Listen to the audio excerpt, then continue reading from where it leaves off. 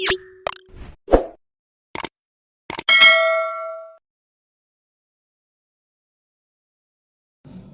sudah dekat, wajah orang-orang kafir itu kemudian menjadi buruk, menjadi muram.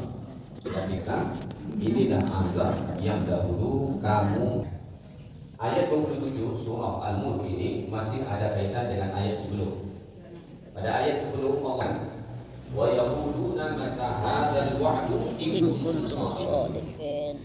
Ketika Nabi menyampaikan tentang hari kiamat, berbagai macam azab yang ada di sana, maka kemudian orang-orang kafir itu berkata kepada Nabi, mata hadzal wa'du, kapan ini terjadi? Ya. In kuntum shadiqin, jika memang kamu benar. Jadi mereka bertanya, kapan itu akan terjadi?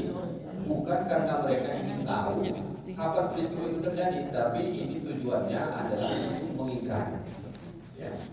Lalu kata Allah Ta'ala, qul innamal ilmu indallah, katakan wahai Muhammad, sampaikan kepada mereka, ilmu pengetahuan tentang kapan itu akan terjadi hanya ada di sisi Allah.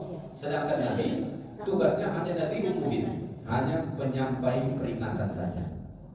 Maka pada ayat 27 ini kata Allah, ini gambaran mereka yang mendustakan hari kiamat, yang tidak percaya dengan azab hari kiamat saat nanti menyaksikan. Falamma ra'awhu zulfatan, tatkala nanti mereka melihat azab itu zulfatan, zulfatan bermakna qaribah.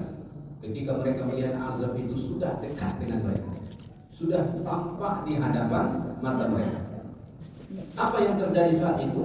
Zi'at wujuhul ladzina kafaru, maka buruk wajah mereka, buram wajah mereka, menandakan betapa kacaunya isi hati mereka saat itu, betapa takutnya hati mereka saat itu.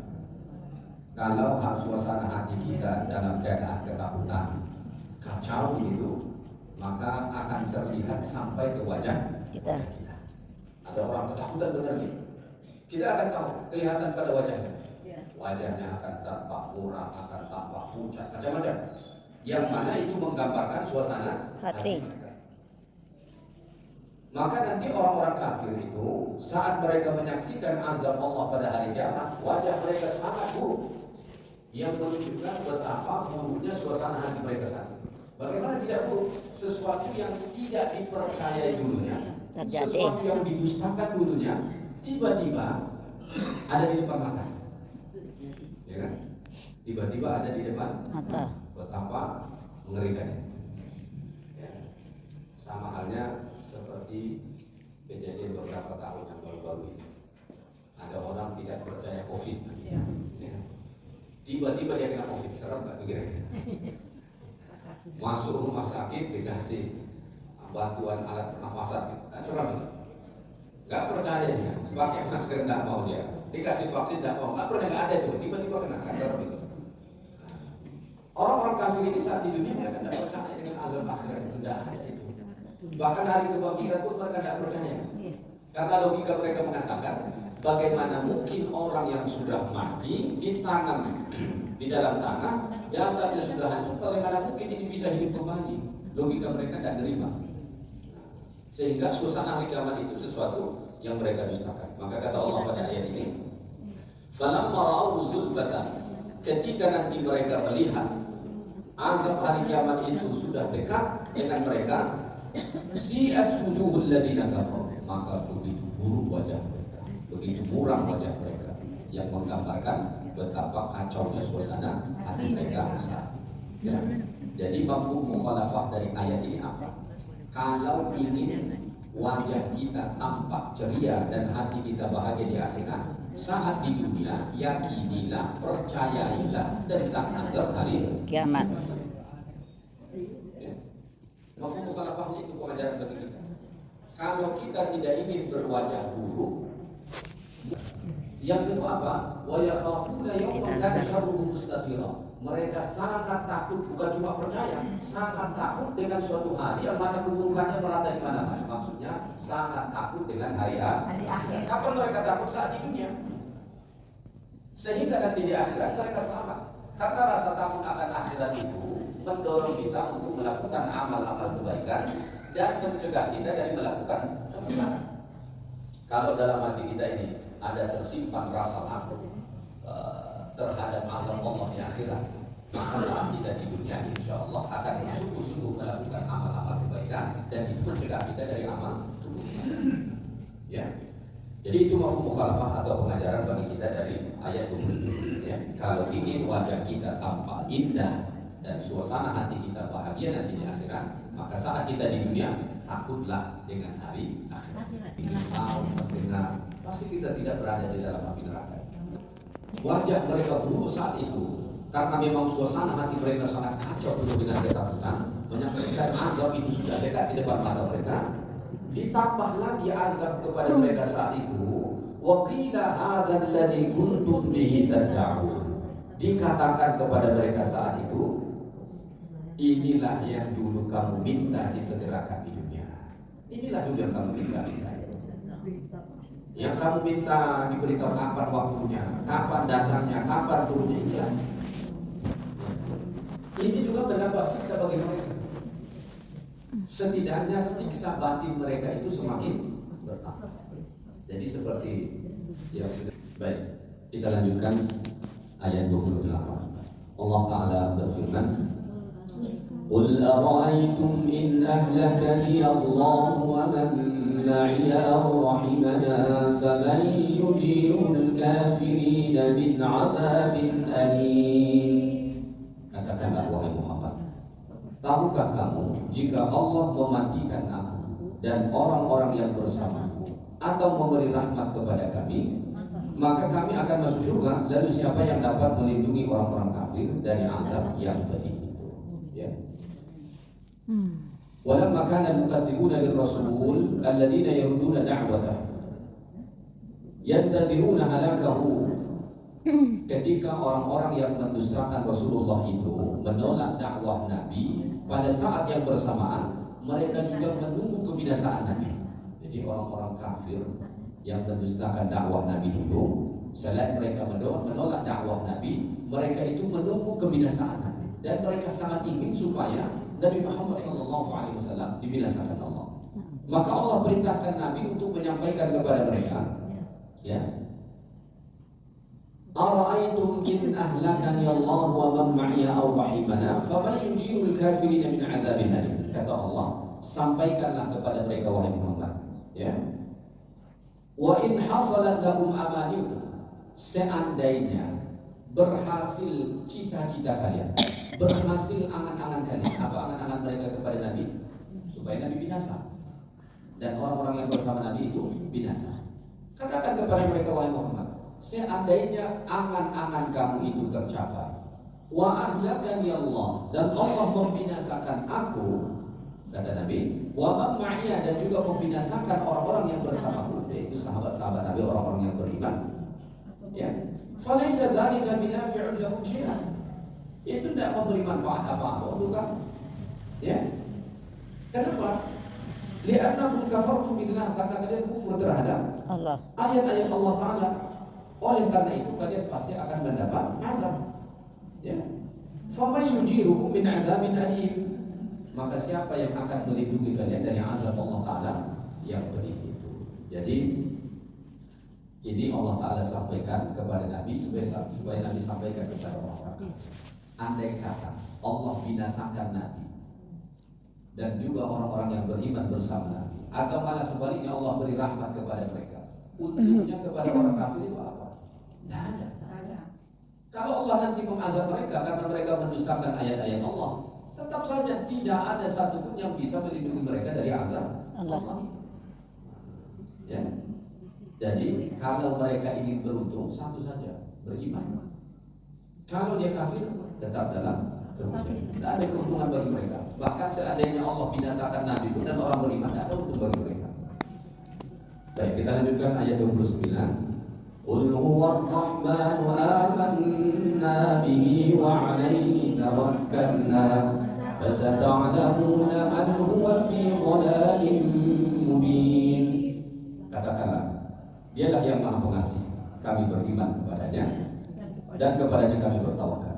Maka kelak kamu akan tahu siapa yang berada dalam kesesatan yang nyata. Ya. Ini juga perintah Allah Ta'ala kepada Nabi Sallallahu Alaihi Wasallam untuk disampaikan kepada orang-orang kafir. Qul, katakanlah wahai Muhammad, Huwar Rahman, Allahu Huwar Rahman, Allah yang mempunyai sifat Ar-Rahman, yang Maha Pengasih itu. Jadi ada Ar-Rahman, ada Ar-Rahim. Ar-Rahman itu kata para ulama bersifat umum, sehingga seluruh makhluk Allah itu mendapat rahman Allah, ya, mendapat rahman Allah Ta'ala. Bahkan orang-orang kafir itu pun bisa hidup mendapat rezeki atas rahmat Allah. Begitulah luasnya rahman Allah. Sedangkan rahim itu Allah khususkan kepada orang beriman. Wa kana Allahu bil mu'minina rahima. Allah Maha Rahim kepada orang-orang beriman. Jadi rahim itu kasih sayang khusus yang Allah hanya beri kepada orang-orang beriman. Sedangkan rahman itu kasih sayang Allah yang bersifat umum, yang mana Allah Ta'ala beri kepada semua makhluk. Jadi makhluk ini semua bisa hidup itu atas dasar rahman Allah. Orang kafir badannya sehat, bisa menghirup udara, ya, rezekinya ada, bahkan lebih banyak hartanya daripada kita, itu semua atas rahman Allah. Cacing tinggal di dalam tanah, tak bertulang, tapi tak pernah dia kelaparan, bisa tetap hidup. Allah Ta'ala atas rahman. Tapi kalau rahim, itu hanya Allah Ta'ala beri kepada orang-orang beriman, dan biasanya nanti Allah beri di akhirat kepada mereka. Katakanlah wahai Muhammad, Allahu Huwar Rahman, Allah Ta'ala yang Maha Rahman, amanna bihi, kami beriman dengannya.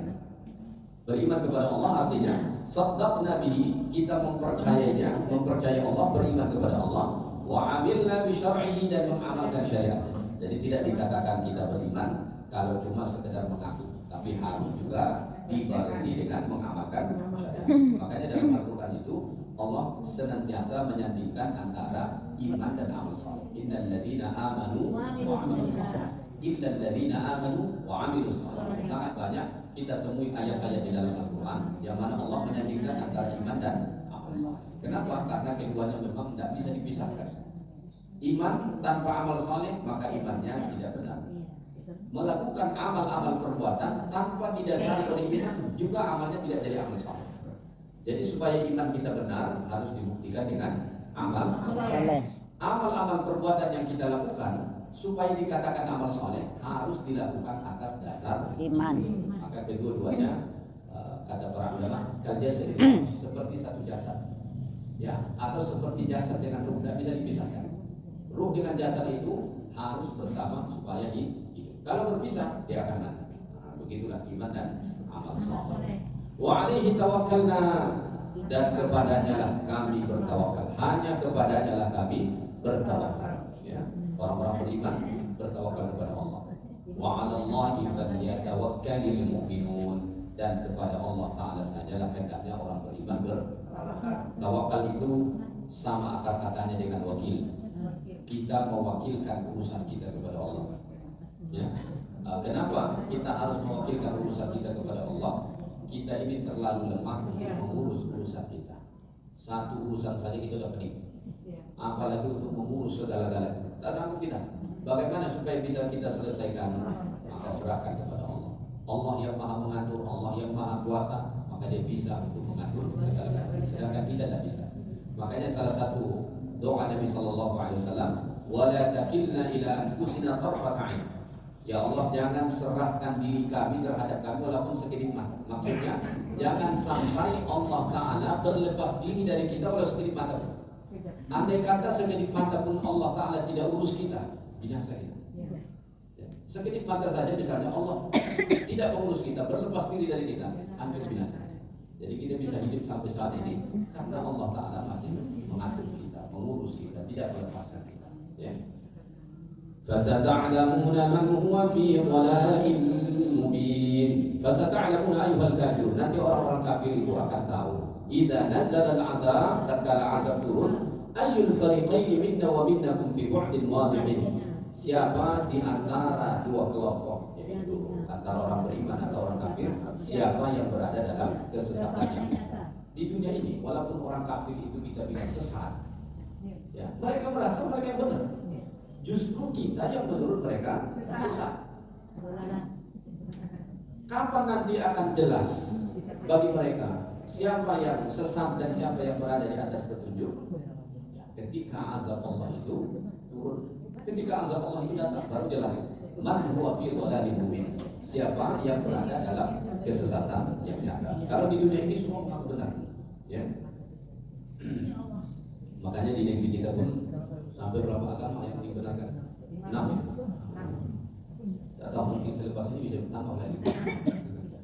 Dulu 5 kan? Nah, itu nambah kan? Mungkin setelah ini bisa saja nambah lagi nanti ya. Wallahu a'lam. Ya. Baik, ayat terakhir. Qul ara'aytum in asbaha ma'ukum ghawran faman ya'tikum bima'in ma'in. Katakanlah wahai Muhammad, ya, terangkanlah kepada aku, jika sumber air kamu menjadi kering, maka siapa yang akan memberimu air yang mengalir. Ayat ini berbicara tentang anil firadihi bin ni'am, bahwa Allah bersendiri memberi nikmat. Sumber nikmat itu adalah Allah. Secara khususnya tentang air. Kenapa air di sini? Ya, sumber karena kehidupan. air memang salah satu nikmat yang sangat besar. Manfaatnya sangat banyak. Kita cenderung tidak merasakan betapa mahalnya nikmat air itu karena kita tinggal di negeri yang Banyak air. Ya. Kalau misalnya kita tinggal di suatu negeri, katakanlah seperti orang-orang yang tinggal di kawasan padang pasir, atau mereka yang tinggal di daerah gurun yang tandus seperti orang-orang di Afrika. Kita melihat kan ada suku orang di Afrika ini dimasukkan timah ke dalam tuntang berapa meter sampai masuk ke dalam. Ya, mungkin ada sampai 1 kilometer ke dalam tanah baru ketemu air. Ya, kalau kita senang kan, yang mau nyemplung ke sungai, sungainya banyak. Yang mau mandi pakai sumur, sumurnya banyak. Ya, air itu salah satu nikmat Allah Ta'ala yang sangat besar. Ya. Alladzi ja'ala Allah minhu kulla syai'in hayy. Yang mana dari air ini Allah Ta'ala menjadikan segala macam yang hidup. Jadi makhluk hidup itu semua dicipta Allah dari air. Ya. Ya.